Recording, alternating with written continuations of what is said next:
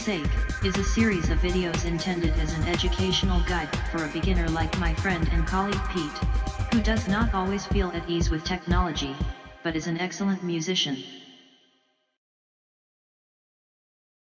Session 1. Using Cubase for the first time. Assumptions for this series of videos are 1. Access to Cubase 5 on a PC or laptop on a Windows-based system. Hi, I'm Rusty Beat, and today's session objectives are how to save a Cubase 5 project. Now, I'm going to try and keep this as simple as possible. Right, let's get started. Right, so our first session objective is how to save a Cubase 5 project. At this point you might be wondering, why Cubase 5 and not the latest version of Cubase? Well, I know my colleague Pete has a version of Cubase 5 on his laptop. Okay, so it's logical that if you want to save a Cubase 5 project, first of all you've got to open one up. What you'll need to do is double click on the Cubase 5 icon, which is a red diamond shaped icon as shown on the left hand side of this screen.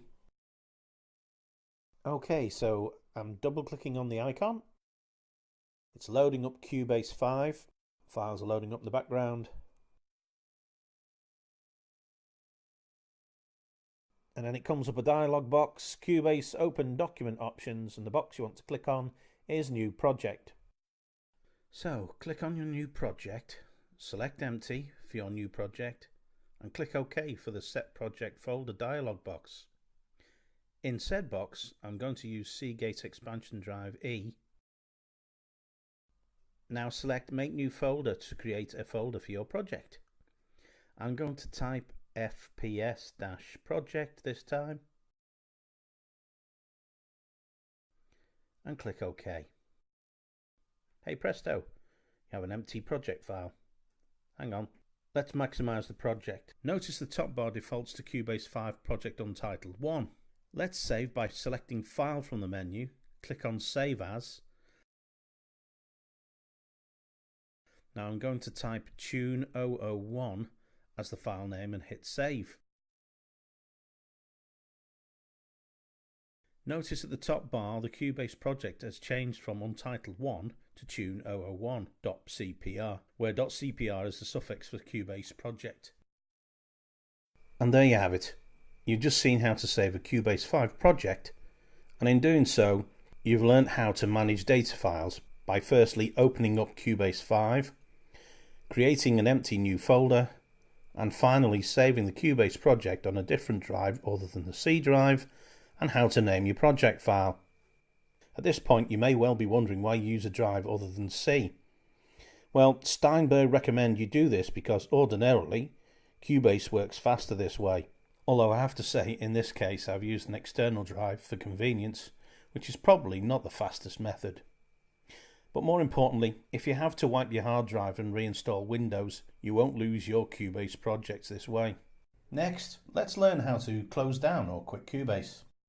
From the menu bar, select File, and at the bottom of the drop-down menu, select Quit.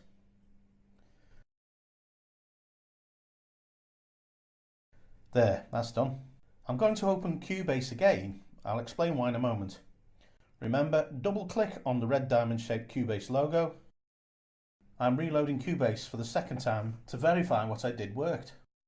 And secondly, it will be good practice for you.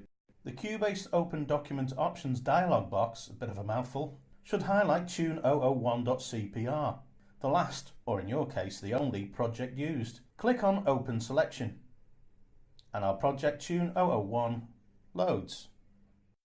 Before I end this session, just a few pointers on areas contained in the project window. Area number 1, I've already mentioned the heading contains the file name. Area number 2 is the menu bar with File, Edit, Project, etc. contained within the menu bar. Area number 3 is referred to as the inspector, whereas Area 4 is the track list. Area 5, toolbar. And Area 6 is called the transport panel, although I've heard it being called a transport bar as well. Area 7 is the event display. Notice how in Cubase colour is used to differentiate between the areas. All these areas will become familiar to you in the next lesson, where you will learn adding instrument tracks. When we will start to use Cubase as a musical instrument, and not as though it's an accountancy package for musicians. In summary, I hope today's session has been informative, useful and helpful for any beginners starting to learn how to use Cubase 5.